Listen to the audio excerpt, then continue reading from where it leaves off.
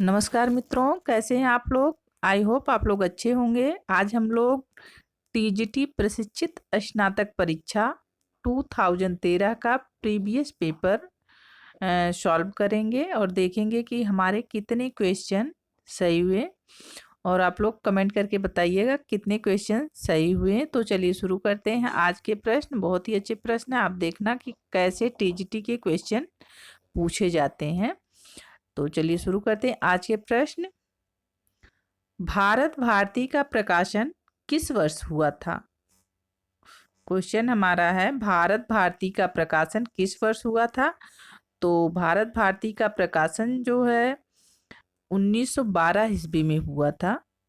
और भारत भारती के लेखक कौन है। मैथिली शरण गुप्त जी हो जाते हैं भारत भारती के लेखक। ये 2 पॉइंट आपको याद रखना है। भारत भारती के लेखक मैथिली शरण गुप्त और इसका प्रकाशन वर्ष 1912 ईस्वी। अगला प्रश्न है निम्नलिखित में कौन सी रचना व्याकरण ग्रंथ है।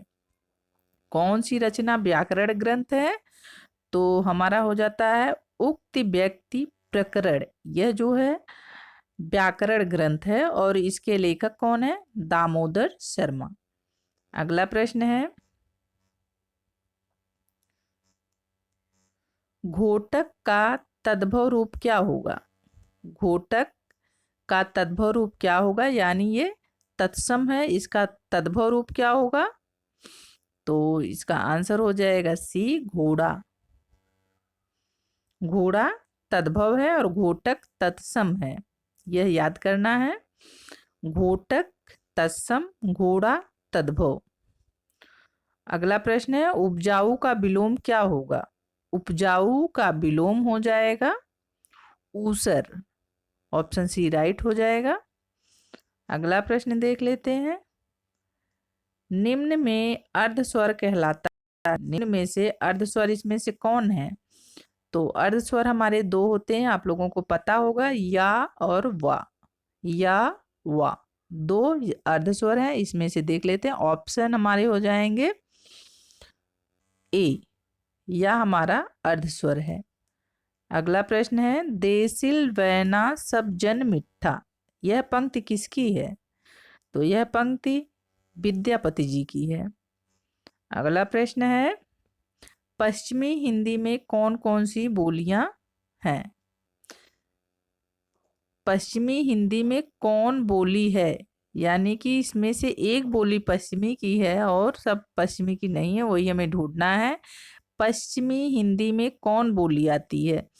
तो पश्चिमी हिंदी में ये कन्नौजी बोली आती है, मगही बिहार की बोली है, अवधी पूर्वी हिंदी की, मैथिली भी बिहारी की है। बिहारी में मगही आ गया, मैथिली आ गया, पूर्वी हिंदी में अवधी आ गया और पश्चिमी हिंदी में हमारा क्या आ जाएगा, कन्नौजी। तो आंसर हमारा बी राइट हो जाएगा। अगला प्रश्न है आसक्त का विलोम क्या होगा। आसक्त का विलोम हो जाएगा विरक्त।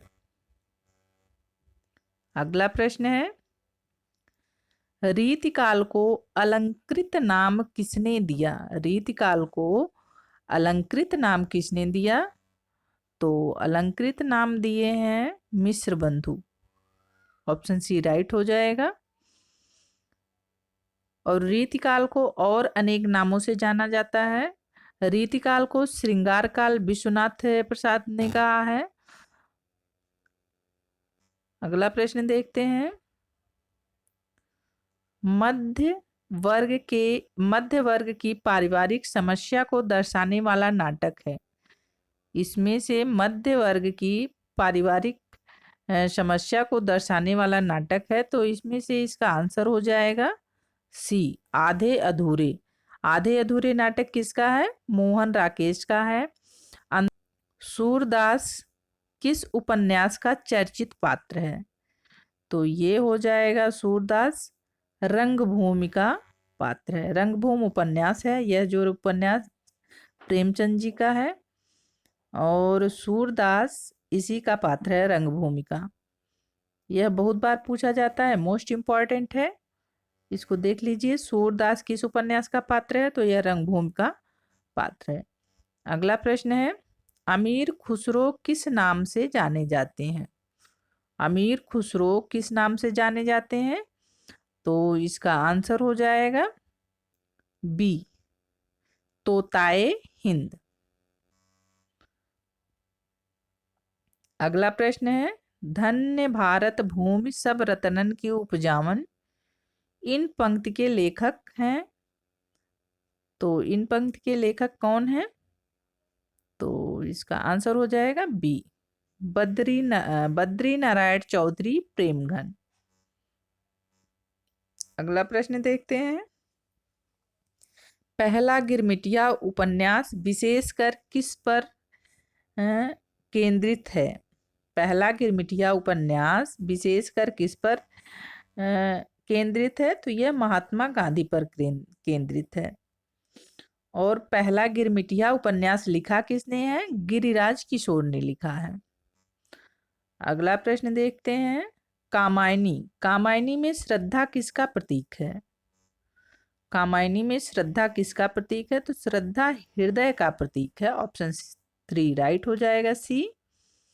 अगला प्रश्न है, दूसरी परंपरा की खोज किस विधा की रचना है? तो दूसरी परंपरा की खोज किस विधा की है? तो यह आलोचना है। ऑप्शन ए राइट हो जाएगा और इसके लेखक नामवर सिंह हैं। अगला प्रश्न देख लेते हैं। अगला प्रश्न हमारा व्याकरण से है, अन्य मनस्क शब्द का आशय क्या है? इसका आशय हो जाएगा बी, जिसका मन किसी दूसरी ओर हो। इसका ऑप्शन हो जाएगा बी राइट, जिसका मन किसी दूसरी ओर हो। उसका ये आंसर हो जाएगा जिसका मन किसी दूसरी ओर हो। अगला प्रश्न है, पंचवटी शब्द में कौन सा समास है? पंचवटी में कौन सा समास है? तो यहाँ पे हो जाएगा बी, द्विगु समास, क्योंकि यहाँ पे पंच पहला संख्यावाची शब्द आ गया है, इसलिए यहाँ पे कौन सा समास हो जाएगा? द्विगु समास हो जाएगा। जहां पर भी पहला पद संख्यावाची हो वहां पे द्विगु समास हो जाता है। अगला प्रश्न है, समस्त पृथ्वी से संबंध रखने वाले को क्या कहते हैं? समस्त पृथ्वी से संबंध रखने वाले को क्या कहते हैं? तो ये आंसर हो जाएगा सार्वभौमिक। आंसर ए राइट हो जाएगा। अगला प्रश्न है, अतीन्द्रिय शब्द का आशय है। अतीन्द्रिय शब्द का आशय क्या है? तो इसका आंसर हो जाएगा इंद्रियों की पहुंच से बाहर। अतीन्द्रिय का अर्थ है इंद्रियों की पहुंच से बाहर। तो देखिए इसमें ग्रामर से कितने प्रश्न किए गए हैं। ग्रामर ज़्यादा से ज़्यादा तैयार रखना चाहिए, बहुत ज़्यादा ग्रामर से प्रश्न पूछा गया है। अगला प्रश्न है, भक्ति आंदोलन भारतीय चिंताधारा का स्वाभाविक विकास है। भक्ति आंदोलन भारतीय चिंताधारा का स्वाभाविक विकास है, यह कथन किसका है? तो यह कथन हो जाता है हजारी प्रसाद द्विवेदी जी का। आंसर बी राइट हो जाएगा। अगला प्रश्न है, सूर्य की अंतिम किरण से सूर्य की पहली किरण तक किसकी नाट्य कृति है? बहुत अच्छा क्वेश्चन है। सूर्य की अंतिम किरण से सूर्य की पहली किरण तक किसकी नाट्य कृति है? तो इसका आंसर हो जाएगा ए, सुरेंद्र वर्मा जी का है ये।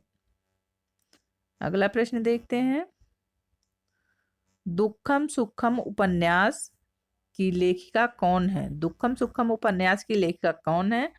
तो इसका आंसर हो जाएगा सी, ममता कालिया इसकी लेखिका है। कुटिल का विलोम है। कुटिल का विलोम क्या है? कुटिल का विलोम ऋजु। अगला प्रश्न है, रामानुजाचार्य ने किस दर्शन का प्रतिपादन किया? रामानुजाचार्य ने किस दर्शन का प्रतिपादन किया? तो ये इसका आंसर हो जाएगा सी, विशिष्टाद्वैतवाद का प्रतिपादन किया था। जिसने मृत्यु को जीत लिया हो, इसका आंसर क्या होगा? जिसने मृत्यु को जीत लिया हो, उसका आंसर हो जाएगा मृत्युंजय। बी आंसर राइट हो जाएगा। अगला प्रश्न है, प्रत्यय रहित शब्द कौन सा है? तो इसमें से देख लीजिए और इसका आंसर हमें कमेंट बॉक्स में बताइए। प्रत्यय रहित इसमें से कौन सा शब्द हो सकता है? मर्मज्ञ है या वैज्ञानिक है या कृपालु है या अनुवाद है? यह हम आपके सहारे छोड़ते हैं। अगला प्रश्न देखते हैं, प्रबंध चिंतामणि के रचयिता का नाम क्या है? तो प्रबंध चिंतामणि के रचयिता का नाम हो जाएगा मेरुतुंग। इसका आंसर हो जाएगा डी। बहुत अच्छा क्वेश्चन, मोस्ट इंपॉर्टेंट। अगला प्रश्न देखते हैं, ब्रज भाषा का क्षेत्र कौन सा नहीं है? तो हमें देखना है कि ब्रज भाषा का क्षेत्र इसमें से कौन सा नहीं है। तो आंसर हो जाएगा बी, सरगुजा। इस सरगुजा जो है ब्रज भाषा का क्षेत्र नहीं है। धौलपुर, मथुरा, आगरा ये सब ब्रज भाषा का क्षेत्र है। अगला प्रश्न है, बहुत अच्छा प्रश्न है, आदिकाल को बीज वपन काल नाम किसने दिया है? तो बीज वपन काल नाम जो है महावीर प्रसाद द्विवेदी जी ने दिया। ऑप्शन सी राइट हो जाएगा। अगला प्रश्न है, आर्द्र का विलोम शब्द क्या है? आर्द्र का विलोम शब्द क्या है? तो इसका आंसर हो जाएगा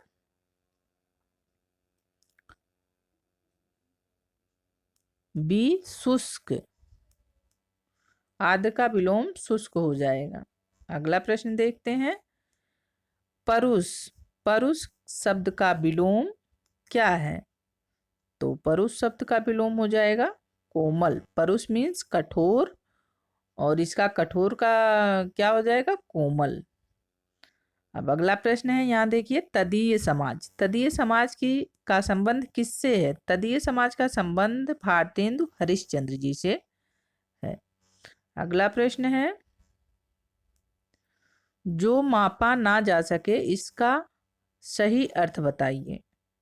देखिए इसमें कितना सारा ग्रामर दिया है। 2013 वाले क्वेश्चन पेपर में बहुत सारे ग्रामर हैं।